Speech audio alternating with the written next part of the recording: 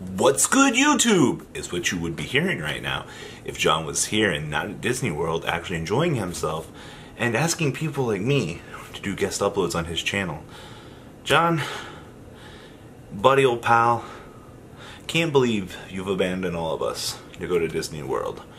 And you expect me, Blue Shirt Robbie, to fill in for you while you were gone. What a dick. But you know what? I got you, bro. I'm here to bring you the best of Blue Shirt Robbie. God, it sounds like an arrogant asshole. God, some days. Let's try this again. What's good, YouTube? John Moore here. I'm here to give you guys Market Watch 531 of the week, guys. We've gone up 2 cents on Dark Magician this week. A whole up from the 3 cents he was just 2 hours ago. Who buys this shit? We'll never know. Let's get into my discussion video, shall we? I enjoy roasting John. It's so fun.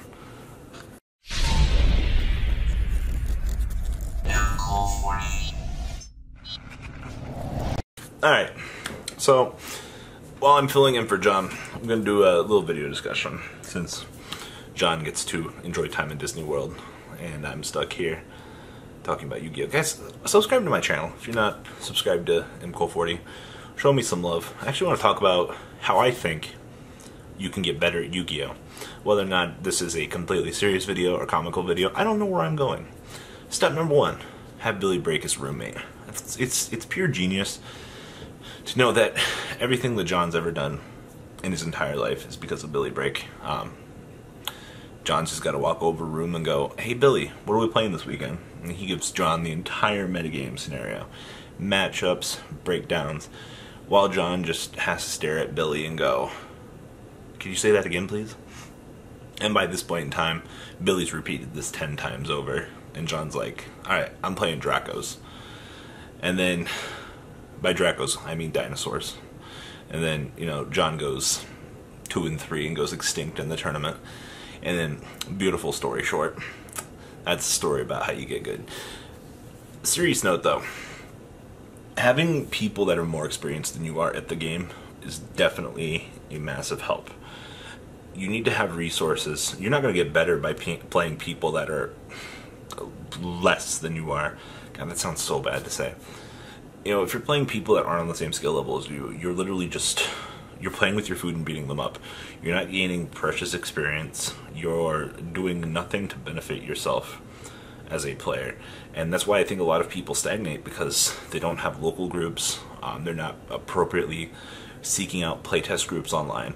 You know, go join some shitty clan, you know, on Dueling Book, you know. Join hashtag Team Avalanche. Maybe you'll get some information, you know. Put AVA in front of your name, and some random person will be like, "Oh, you're on Team Avalanche," or some shit like that for your clan tag. I don't fucking know. Resourcing is probably the most important thing you can do. Now, I'm one of those people that learns via net decking. I'm horrible week 1. I'm not going to be the first one to tell you that. Originality has never been my strong suit.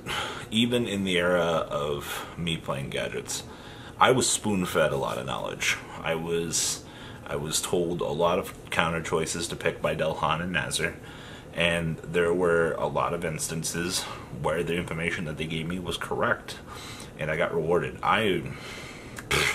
Thinking for myself was very hard. I'm not in saying that net decking is the best way to go. Net decking gives you a 90%. I'm going to use a Masao quote here. Why would I want to start at 0% when I can start at 90%? And that's what net decking gives you. You know, if you look at a deck after you've played it for 100 hands, you can tell what you don't like about the deck. That's no real strange way to go about the situation. For example, we'll use Jeff Jones's UDS deck list, for example, here. You can look at Jeff's list, and you can argue, I don't want to play this card, or I don't want to play this card. Cool, so you're still using 90% of the deck. You're changing the deck to your playstyle. Playstyle doesn't really exist anymore. It's just, you're changing the text structure of the deck to better suit your needs. And I think that's one of the things that people really take for granted, is the ability to net deck. Now, God knows if John goes into Billy's room while Billy's just sleeping and tries to take a peek at the deck, I mean, John's going to get the shoe and get, pushed out of the room. I get that they share information, and John usually knows what the best deck is, but John, you really got to give Billy his space, man. Like, you can't just be going in there when the man's he's been conquered out for playtesting all day. Give the man his space. Wait for him to wake up. Just don't go in there going, I wonder what Billy's playing today. He's got his camera in his hand. He's like, what's good, YouTube? Exclusive Billy Break deck profile. He peeks over one Pendulum Sorcerer. He's like, alright guys, that's it. With 10 ads in the 3-second video. I don't even know how it's mathematically possible. But it is. So far, having a very strong playtesting group is very important to the development and growth of yourself.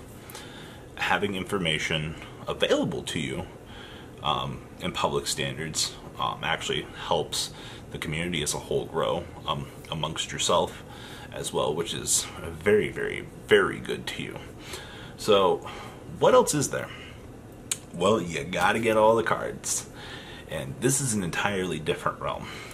Having to get all of the necessary things. Now, I've said before, and I'll continue to say this, if you have a credit card and you're like, alright, you want to go into the regional, I want to play X deck. Pick up the deck. I don't condone this, but I've seen it done. Charge it on your card. Okay, so we'll go last format, Zoo example. You're like, cool, I want to play Zoo. Charge $700, get the deck. Take the deck after the regional. As soon as you're done playing, sell the deck to the vendors, sell it on eBay, get your $600, $650. To play your event, you spent $50 plus your entry fee. You got your entertainment out of the deck, you made your money back, you did it in a cost-effective way, and you got to play Tier 1. Now, if you want to play Tier 2, Tier 3, or anything else, then gather up the stuff, but understand that playing the best deck is going to give you the best result. And I think it's one of the things that a lot of players kind of forget in this day and age is it's the best deck for a reason. I get innovation, I get you want to be unique, but can you really be angry when you're losing to the best deck? I'm sorry that you're playing a Tier 3 deck and for some reason you think you're going to counter pick and beat it every time. I've seen people that are like, oh, I got extremely low. It's like, I beat Draco with Cyberdarks. It's like, cool. You beat 1. Can your deck consistently do that for 8 to 9 rounds?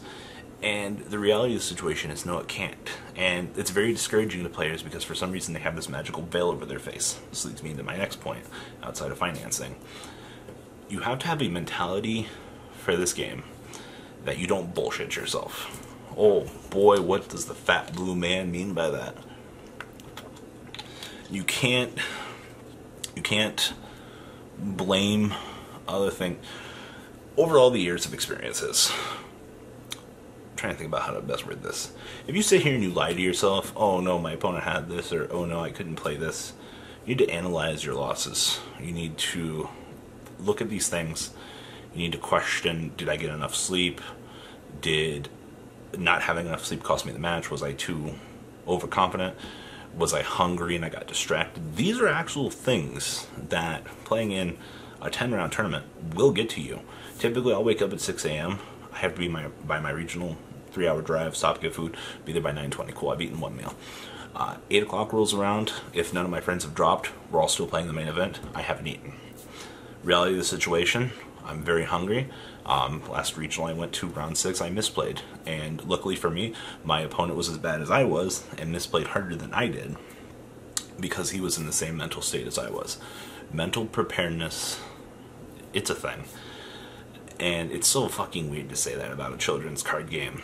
The fact that over all of these years, I've been conditioned. I'm in the best physical peak shape of my life to play Yu-Gi-Oh!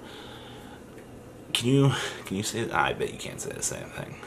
Because then you'd be a horrible person like I am. and we were never about that life. I mean, John Moore's in tip-top physical shape, much like I am. God, all these terrible John Moore puns. John said, Robbie, make the video funny. I'm like, okay, John.